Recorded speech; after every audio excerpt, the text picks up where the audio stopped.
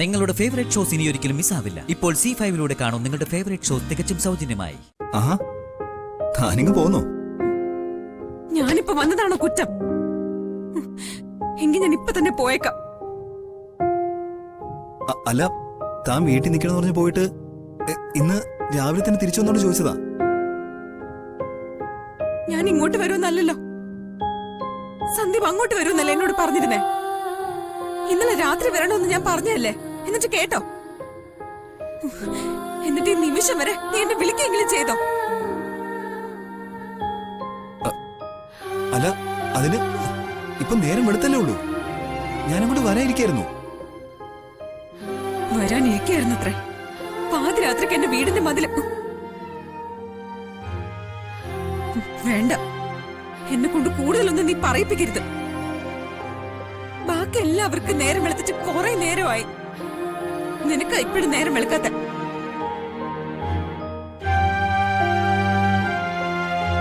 അല്ല, അതിന് നീ ഇങ്ങനെ ദേഷ്യപ്പെടുന്ന എന്തിനാ? അതിന് മാത്രം ഇവിടെ ഇപ്പൊ എന്താ ഉണ്ടായേ?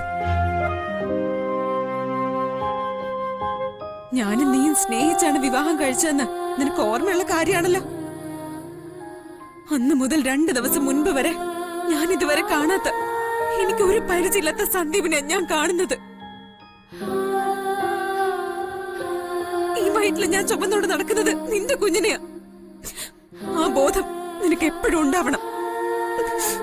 ആതിരെ, താനിപ്പോ ഇങ്ങനെയൊക്കെ പറയുന്നത് എന്തിനാണെന്ന് എനിക്ക് മനസ്സിലാവുന്നില്ല. മനസ്സിലാവില്ല. അത് തന്നെയാ നിന്റെ എന്റെ പ്രശ്നം. ആതിര, ശരിക്കും എന്താ പ്രശ്നം? എന്തിനാ ആതിര ഇത്രയും ദേഷ്യപ്പെടുന്നത്? ഞാൻ എന്റെ ഭർത്താവിനോട് ദേഷ്യപ്പെടുന്നതിന്റെ കാരണം നിന്നോട് ബോധിപ്പിക്കണോ? ഞങ്ങൾ തമ്മിൽ സംസാരിക്കുന്നതിന്റെ ഇടയ്ക്ക് അഭിപ്രായം പറയാൻ നീ ആരാ? നിനക്ക് എന്താ ഞങ്ങളുടെ റൂമിൽ കാര്യം? അത് ഞാൻ സന്ദീപിനോടൊരു കാര്യം പറയാൻ. ആ കാര്യമൊക്കെ ഈ മുറിക്ക് പുറത്ത് ഇറങ്ങിപ്പോ വെളിയില്. ഇനി ഞാൻ നിന്നെ പിടിച്ചിറക്കണോ? അനക്ക്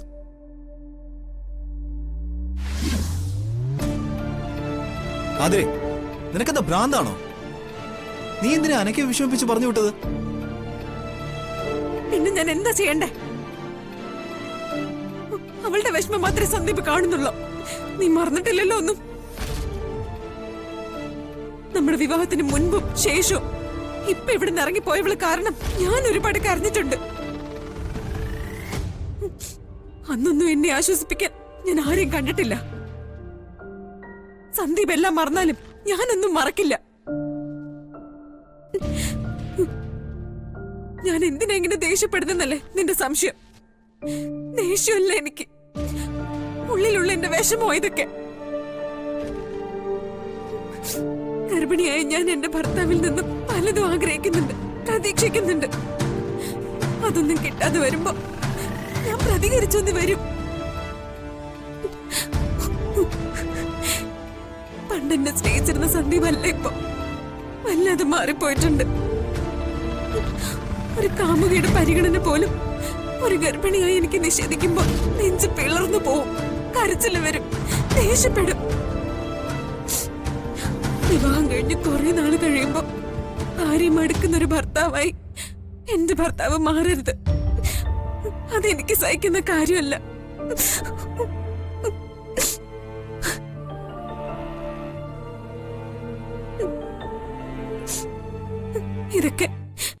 ഇതൊക്കെ എനിക്ക് നിന്നോട് പറയേണ്ടി വരുന്നത് മറ്റൊരു ഗതികേട്. ഗർഭിണിയായ ഭാര്യ എപ്പോഴും സന്തോഷമായിട്ടിരിക്കണമെന്ന് നാഴികയ്ക്ക് 40 വട്ടം പറച്ചിൽ മാത്രം പോരാ. അവളുടെ കൊച്ചു കൊച്ചു ആഗ്രഹങ്ങൾ നടത്തി കൊടുക്കാൻ വേണം.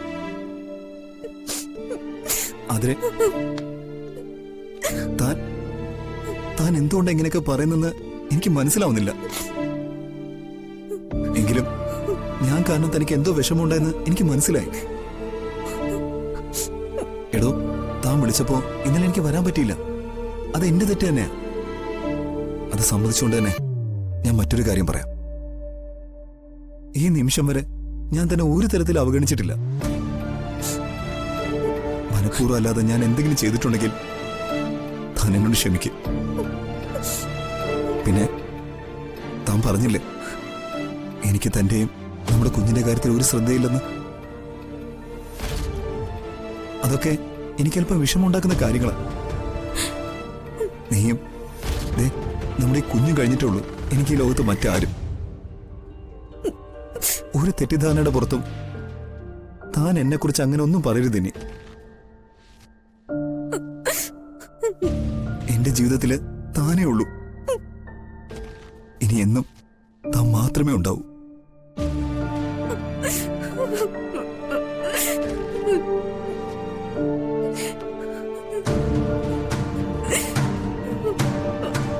സച്ചിൻ ഇപ്പോ അത് ഓർത്തിരിക്കുകയല്ലേ?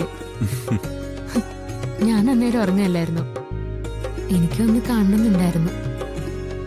പക്ഷേ എന്നെ ഉണർത്താതെ പോയതിലുള്ള വിഷമം ഇപ്പോഴും എന്റെ മനസ്സിലുണ്ട്. ആ, തനിക്കെന്നെ കാണണമെന്നുണ്ടായിരുന്നെങ്കിൽ താൻ ഇങ്ങോട്ട് വരണമായിരുന്നു. കണ്ടില്ലേ ആതിര വന്നത്? അതുപോലെ. അവിടെ അത്രയും ധൈര്യമൊന്നും എനിക്കില്ല സച്ചേട്ടാ. ആര് പറഞ്ഞു? ഞാൻ കണ്ടതിൽ വെച്ച് ഏറ്റവും ധൈര്യമുള്ള സ്ത്രീ എന്റെ ഭാര്യയാണ്.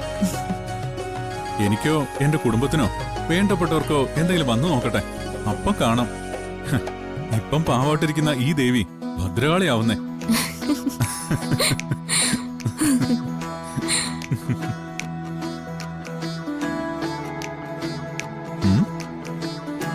പെട്ടെന്ന് എന്ത് പറ്റി? മുഖത്തിന്റെ വോൾട്ടേജ് അങ്ങ് കുറഞ്ഞല്ലോ. ഞാൻ ആലോചിക്കായിരുന്നു, എത്രയോ ദിവസത്തിന് ശേഷം ഈ മുറിയിരുന്ന് നമ്മൾ രണ്ടുപേരും ഇങ്ങനെ ചിരിക്കുന്നത്. എന്നും ഓരോ പ്രശ്നങ്ങളാ. എല്ലാം ജീവിതത്തിന്റെ ഭാഗമാണെന്ന് പറഞ്ഞാലും നമുക്കിടയിൽ പോലും സന്തോഷം കണ്ടെത്താൻ കഴിയുന്നില്ല എന്ന് പറയുന്നത് എത്ര വിഷമമുള്ള കാര്യം.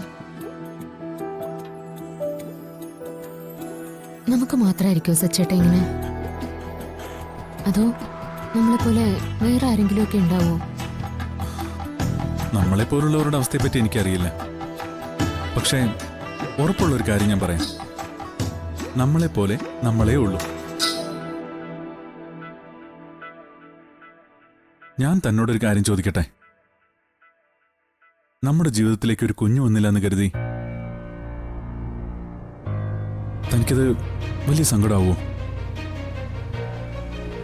താൻ ഇടയ്ക്കത് ആലോചിച്ച് വിഷമിക്കുന്നുണ്ട് ചോദിച്ചതാ.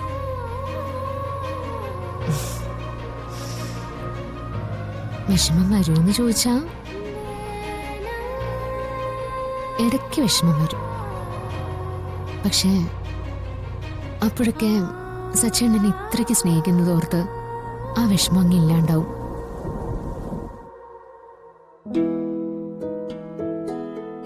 നമ്മുടെ ഇടയിലേക്ക് ഒരു കുഞ്ഞ് വന്നാലും ഇല്ലെങ്കിലും നമ്മുടെ സ്നേഹബന്ധത്തിന് ഒന്നും പറ്റരുതെന്ന എൻ്റെ ആഗ്രഹം. ഈശ്വരൻ തോന്നുമ്പോൾ നമുക്ക് തരട്ടെ. അതുവരെ നമുക്ക് കാത്തിരിക്കാം. സച്ചേട്ടൻ എന്നും എൻ്റെ കൂടെ ഉണ്ടായാൽ മതി. ഡൗൺലോഡ് ചെയ്യൂ C5 ആപ്പ്. കാണൂ എല്ലാ എപ്പിസോഡുകളും സൗജന്യമായി.